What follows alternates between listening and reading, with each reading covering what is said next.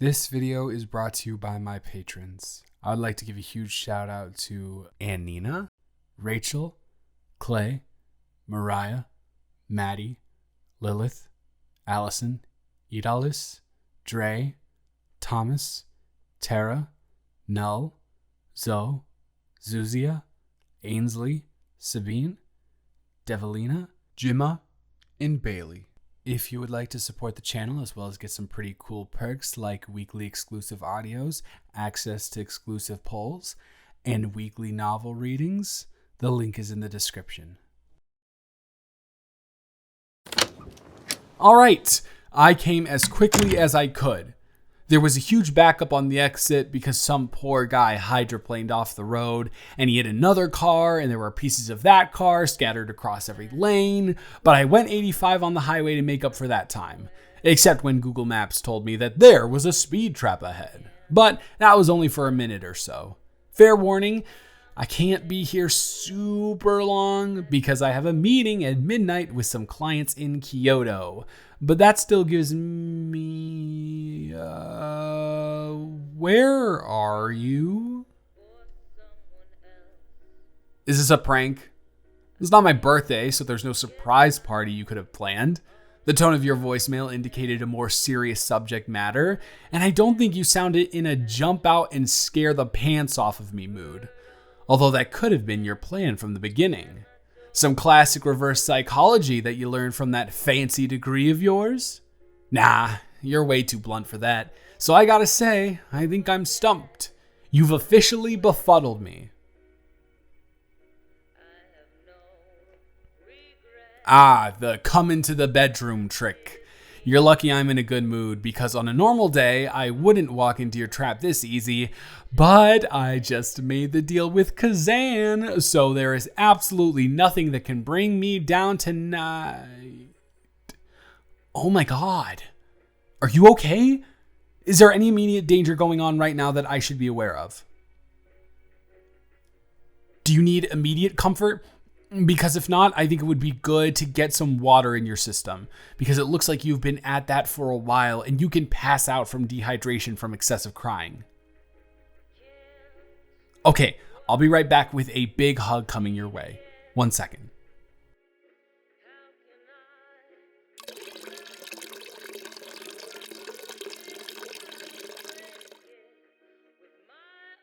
Here, just lay down on top of me. Being slumped over in that position can't be comfortable or good for your back.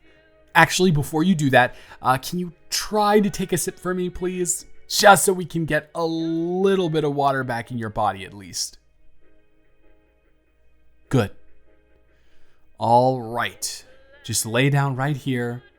Put your head in my lap so it's a little elevated just in case you want to be able to take another sip of water.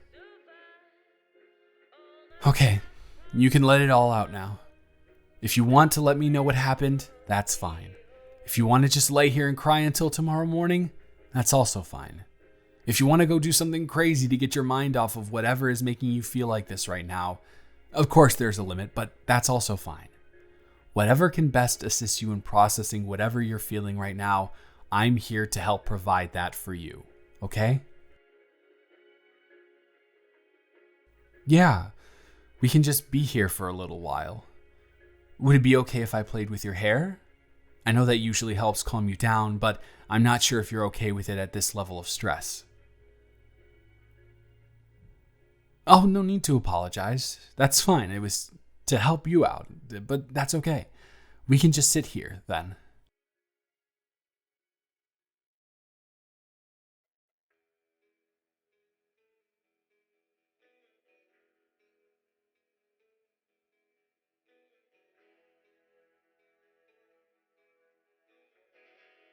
Are you sure?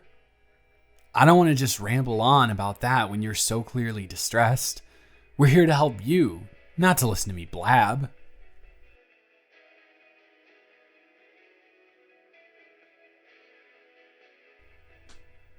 Really? I never knew that. If you think that it'll help, then sure. Of course I can do that for you. From the beginning, huh? Well, I got up this morning and went to the park, as I always do. I decided to go for a breezy 2-mile jog because I was feeling a little bit stiff after sitting at my desk all day yesterday, and the park was busier than it usually is at that time of day, probably because of the holiday weekend. I passed by Melissa Campbell, and she wanted to have a really long conversation with me that I was just not up for, so I scooted off as soon as she took her break in her monologue. I did learn an interesting fact, though, and that is that she actually got married to Jackson Bell. I knew that she had a thing for them at the dorms, but they were in the middle of rediscovering themselves and their gender and their sexuality, so it wasn't the right time for them to be in a relationship. As much as she can be a chatterbox, I think the two of them are perfect for each other, and I don't know, that made me happy. After I finished my jog, I drove to the shack and I got a bacon, egg, and cheese with avocado. Oh, I'm supposed to pass along the message from Frederico that you have a free sandwich there for winning that giant stuffed animal for Elise at the fair last weekend. If we're still here tomorrow morning, and of course you're feeling up to it, maybe we can go get it together. Anyways, I got that, drove home, showered, and ate. I had a conference call with Mamie, Dorian, and Corey for a couple hours, and that went pretty well. Although Dorian has been getting a little snippy with how the higher-ups have been treating us, which is fair, but I just don't want Mamie to go to said higher-ups with that information and get Dorian in trouble. He is such a great worker, and it's definitely the most book-smart person we have on the team. That was all I had scheduled for the day, so I went to Izzy's baby shower after that. I don't really know if it's registered completely that my ex is poly and is growing a child inside of her, but as long as she's happy and the people she's with care about her a lot, that's all that really matters. This is where the afternoon gets interesting, though, and I know you will find this fascinating. We've already met Finn, remember, at the game night that they had, but we've never met her other partner, Summer. They were at the shower, of course, and I got to meet them and have a solid, 20-minute conversation with them because Finn and Izzy were busy greeting good rhyme, greeting the guests and talking about how excited they were for the kid and stuff and getting the presents, yada, yada, yada. You know how baby showers work. I didn't think much of it. It was a fine conversation. They were sweet and all, but it didn't pop out as going overtly well, I guess. The shower goes on as planned, and eventually everyone leaves besides me and Izzy because I agreed to stay and help clean up. And she tells me that Summer is very interested in me and wants to bring me in as her partner. Obviously, I said no because 1, I am the biggest hopeless romantic in the world, 1 true love, yada yada, and 2, I don't know if I could even be remotely connected to Izzy in a relationship after she cheated on me. So I said, although I was flattered that I would pass on that, finished up cleaning and left. I got home and hey, I'm sorry. I didn't and still don't know what the sore spot is, but I really was not intending to push any of your buttons. Yeah, I do know your long-term boyfriend, Raph. Sorry, I didn't mean to laugh, and I'm not trying to poke fun at you. The question was just a little funny, because, I've met him on numerous occasions. Anyways, sorry. He did? With you? I always thought it would have been the other way around if it ever happened. Did he give you a reason why?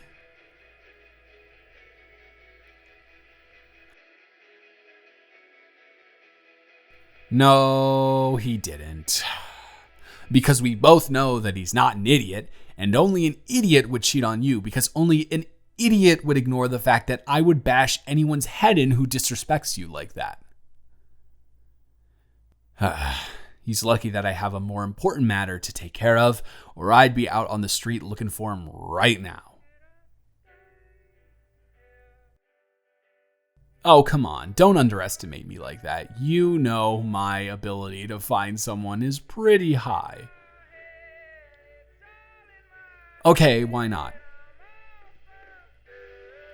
San Antonio? How long had he been talking to this girl for?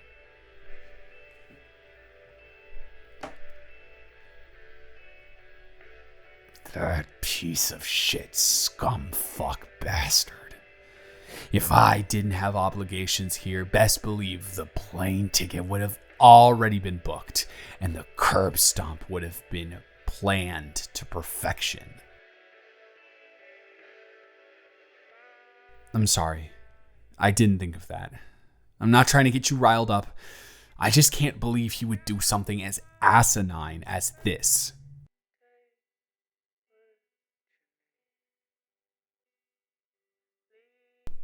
Oh boy. All right. I know you asked me the question, but if I ever stop going over the top, just let me know, okay? I don't want to overwhelm you or anything like that.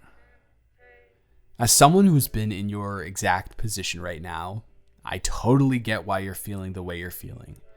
I'd like to think that we're both pretty logical people, but when you get cheated on, all of that logic goes out the window. Regardless of how many times you can tell others, of course you didn't do anything wrong. When you find yourself in that situation, those thoughts overwhelm your brain and leak into your thought process. Am I worth it? What did I do wrong? How could I have stopped this from happening? And I'm here to tell you something that I wish someone who had been through this had told me. You couldn't have. You didn't do anything wrong, and you are absolutely worth it. Being cheated on doesn't speak on the character of the person being cheated on. It speaks on the character of the cheater. All of the questions of how you approach the relationship can be thrown out the window because regardless of how you approach the relationship, it is never right for someone to cheat on anyone. That being said, as much as I can logically push all of the sense I can into your brain, I know that the self-doubts won't be quelled, so let me try a more direct approach. You are amazing. I have never met another person like you in my life, and I mean that in the best way possible. One of the biggest problems I have with finding friends our age is that we are a group of incredibly cynical people.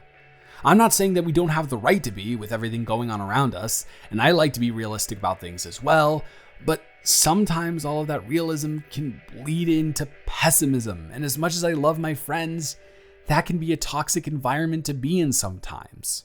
So, imagine how wonderful a person must be if they find a way to have a smile on their face no matter what adversity is put in front of them.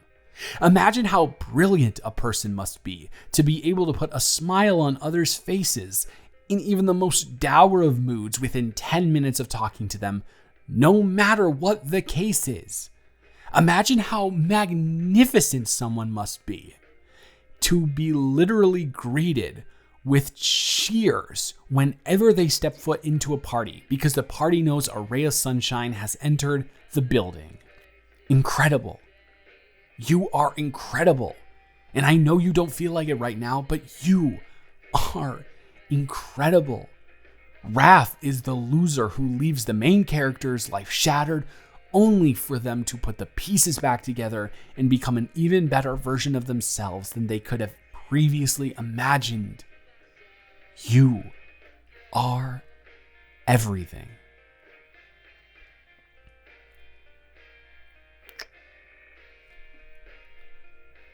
Whoa. No. No, sorry. I don't mean no. Well, I do mean no, but my brain is just kind of dumbfounded at the moment and I'm having a hard time putting words together, so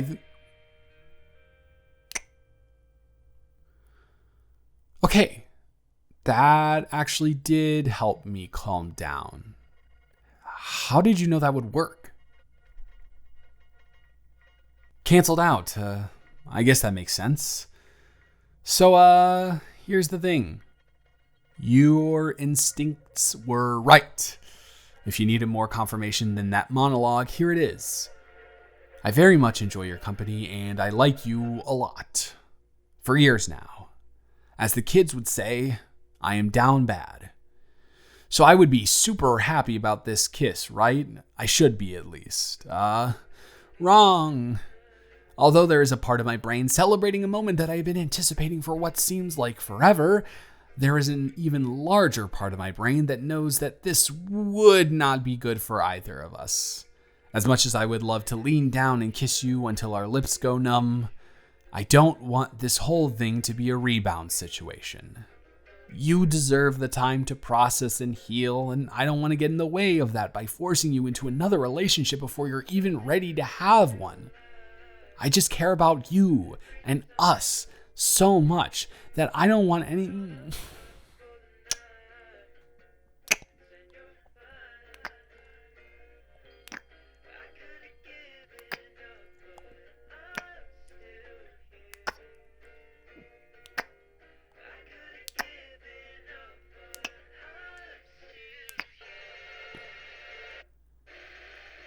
Yeah, I guess I was rambling a little bit. Okay, I'm listening. I promise.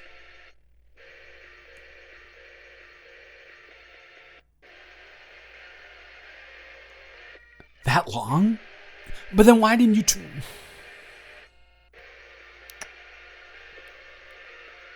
Sorry, I won't interrupt. Although that's probably not the most effective way of stopping me from doing something.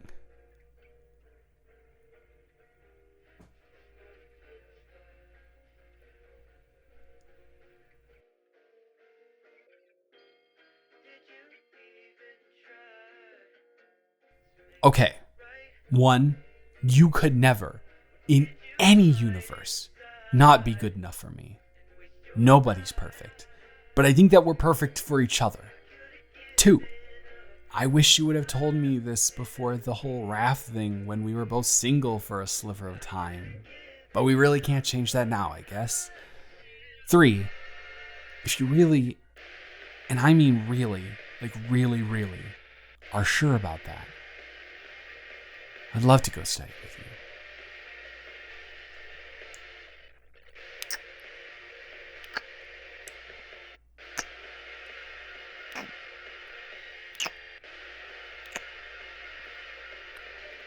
Wow. Right out the gate, huh? I literally took my breath away. Sorry. I love you too.